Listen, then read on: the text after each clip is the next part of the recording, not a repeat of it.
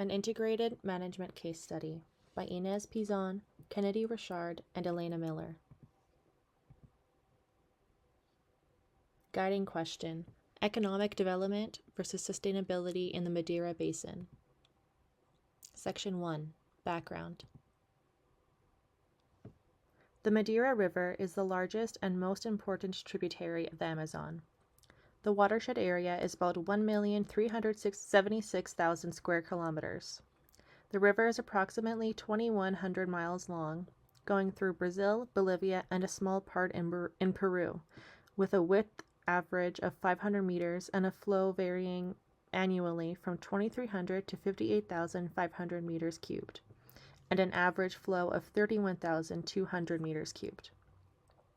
It originates in the Andean highlands, then flows northward, forming the border between Brazil and Bolivia, then meanders toward northeast Brazil. Major water sources are snowmelt from the Andes Mountains and tropical rainfall. The river is formed by the junction of the Mamoré, Beni, and Abuna rivers, meaning they all discharge in the Madeira River. Timing of precipitation appears at the same time of periods of high flow during wet seasons from October to April, with an annual peak in January and February. Discharge is also reported to peak during wet seasons. Periods of low flow are happening as the dry season occurs during May through September, with an annual peak in August to September, and less discharge observed during the dry season. Recorded values are different due to changes in the environment, like deforestation, global warming, and increase in dry days and exposure to drought in the south part of the river in the last period. These changes enhance the decrease in precipitation and evapotranspiration. However, high rainfall and flood-prone regions, northern and northwestern area, near the Port Velo station, are compensating and canceling out losses in the drier region, limiting the overall runoff decrease. The Upper Madeira River has an average of electroconductivity of 110.6 plus or minus 44.4 microsiemens per centimeter, an approximately neutral pH of 7.0 plus or minus 0.8, and an average DO of 6.9 milligrams per liter. The river also has high concentrations of arsenic, copper, manganese, nickel, strontium, and zinc, but low concentrations of barium, manganese, lead, strontium, vanadium, and zinc in the SPM, which are mainly constant. Due to high concentrations of suspended sediment, ochre color, decreased oxygen consumption, and a slightly alkaline to neutral pH, the river is classified as a white water river. Those results are significant for our understanding of how this region will interact with the past few years of human interaction with the river's environment. Methylmercury is the primary pollutant present in the river due to gold mining and represents an ongoing problem for the river and local communities, as it is high in toxicity and bioaccumulates in aquatic food webs and human populations. Another problem caused by mercury pollution is removal of sediments from the riverbed due to boat activity. This causes heavy particles to mix with mercury, creating a metallic form of mercury called mercury-gold complex, which is one of the most toxic forms of mercury. This metal is burnt, transformed into vapor, and lost in the atmosphere. But a good quantity also goes into the river, and since Madeira River is highly productive, the risk of contamination is large. Contamination causes a major threat if directly aspired, or if it undergoes organification to alkyl mercury compounds, especially monomethylmercury, which then concentrates to fishes from high trophic levels. Moreover, research results show that the mercury metal is not distributed along the river, but is concentrated in some hot spot, mostly around the gold mining areas. Note that those mining areas are highly dispersed and illegal, and tributaries end up more contaminated than the Madeira River itself, due to the dispersal of mining infrastructures. However, another study for methylmercury concentration in plankton found that there is a lower concentration in general during rising water period through a dilution effect and less bioavailability. To conclude, metallic mercury and methylmercury, slight concentration variations are observed due to hydrological regime, Pollutants are discharged at specific placement, mostly around gold mining activities, which release the metal. Due to these activities, mercury and its other forms won't decrease and persist in the river, even after dilution. Moreover, the communities around the gold mining are in extreme danger of contamination, as they breathe in the gas and eat the fishes living in contaminated areas. The Madeira River Basin is a highly important ecological system and is considered megabiodiverse, supporting around 750 fish species and 800 bird species.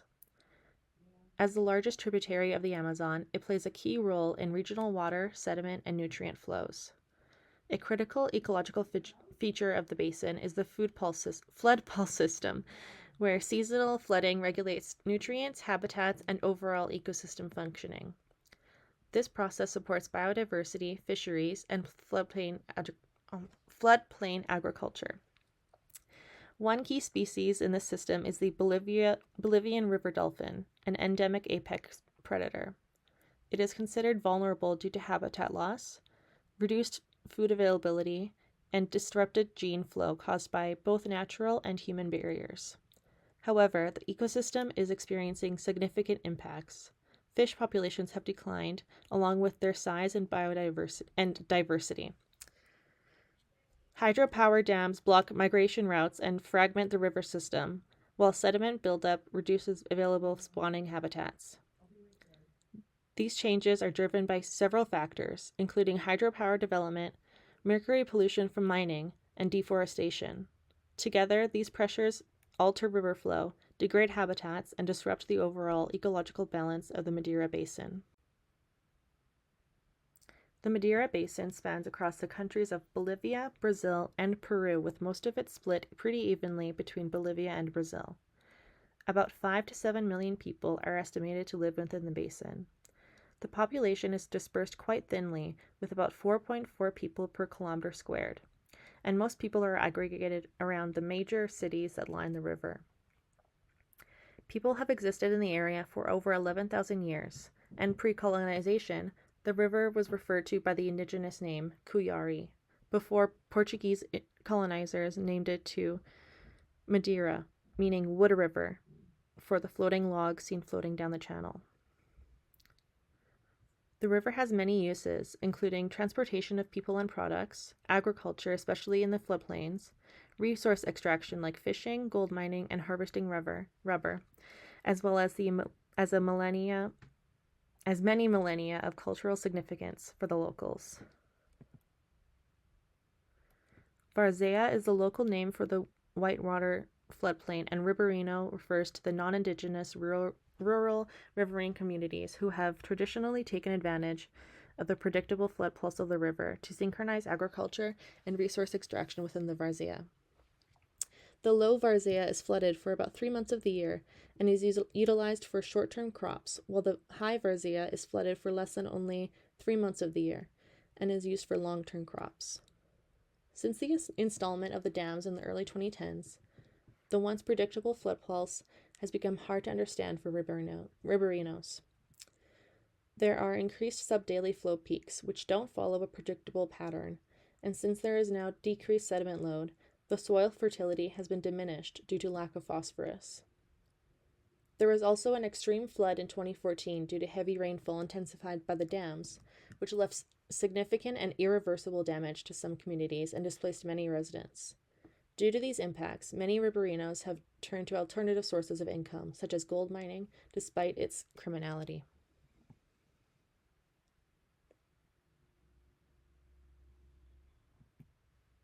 Section 2. Economic Development, Stakeholders, and Conflicts. The Madeira River Basin supports a wide range of economic activities that rely on water sources. One of the main uses is hydropower. The Santo Antonio and Girau dams are major hydroelectric projects and represent the primary allocation of water use in the basin. The river is also an important transportation route, with about 4,200 kilometers of navigable waterways used to transport goods such as soybeans, timber, and minerals. Mining is another key activity. Water is used in gold mining for mineral extraction and sediment washing. Agriculture and forestry are also significant. Large areas of forest have been cleared for cropland, often using slash and burn methods. In addition to large-scale activities, local communities depend on the water for fishing, floodplain agriculture, and small-scale irrigation. Finally, the basin supports a population of about 6 million people, and urban centers rely on the river for water supply. Overall, the Madeira River supports both large-scale economic uses and local livelihoods. The Brazilian government has the most bargain power with the Madeira River Complex, IIRSA, and dam construction projects. Implemented dams to increase energy production and make energy accessible in major rivers found further away from the river. Also implemented waterways to make trade more accessible and increase the country's economic profits. Other government agencies regulate fisheries, oversee environmental licensing, and coordinate governance arrangements. Private and industrial organizations are implemented to manage the watershed, mostly the dams and waterways, and also help in financing and building dams for the Madeira River Complex project.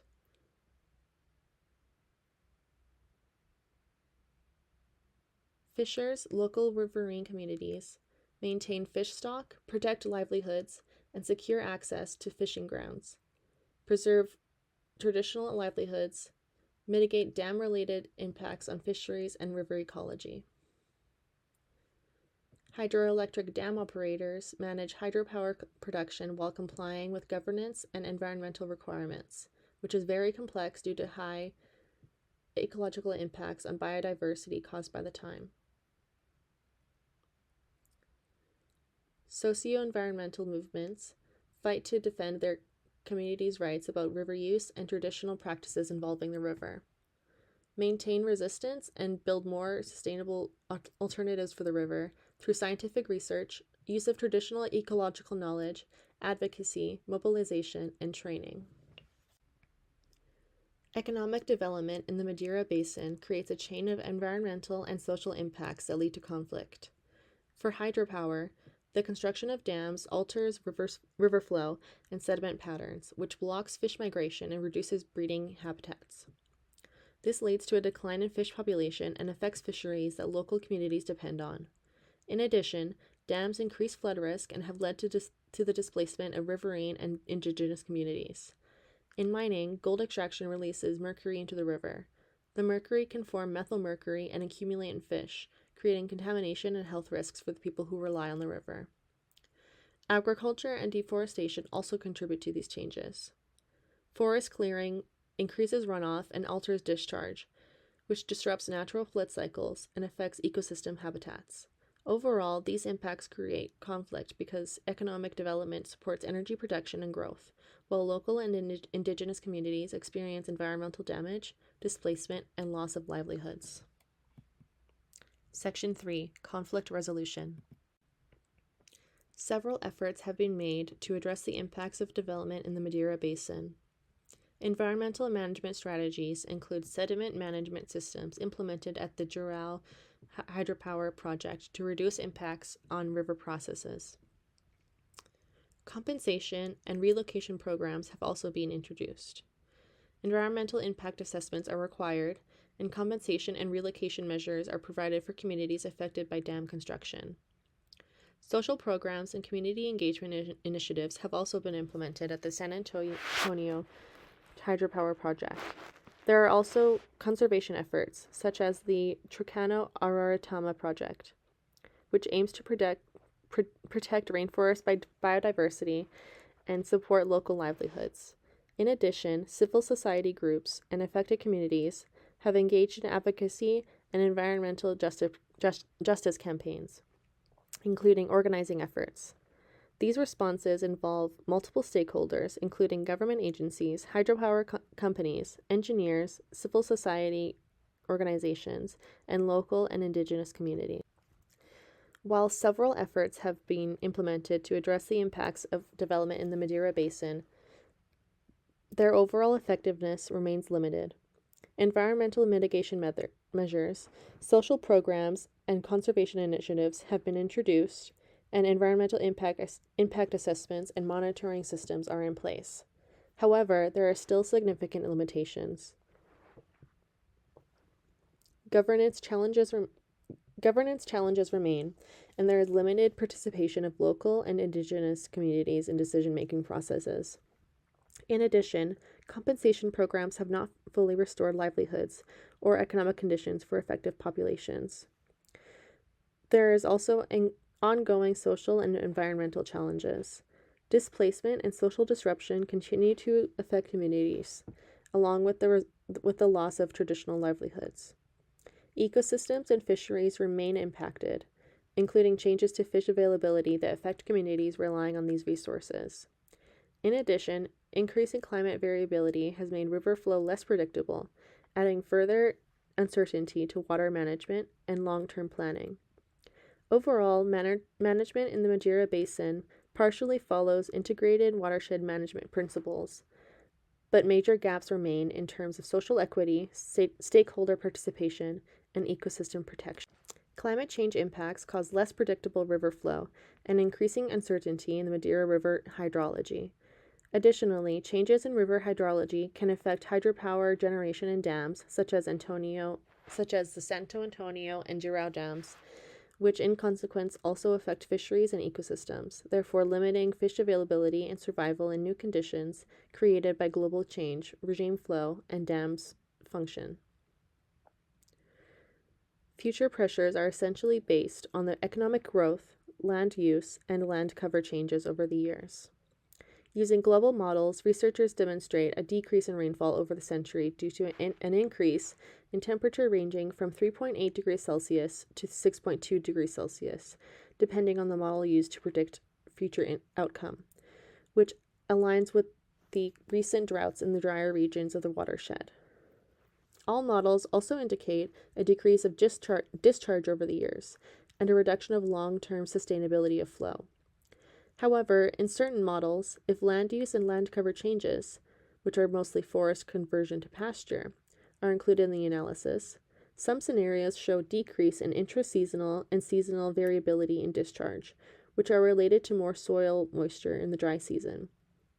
Therefore, conversion to pasture reduces impacts of changes in hydrology in the upper Madeira Basin. However, since the dry season gets more moisture, higher discharges are also observed in the lower Madeira Basin, impacting the hydrological regime. Additionally, high discharge seems to bring higher impacts, which are changes in energy production through dams and energy potential, change in water quality, flood frequency, and zones that become more or less flood prone. Overall, projections in the future are full of uncertainties, knowledge gaps, and depend on trajectories humans choose for their economy and activities, which leave us only with assumptions.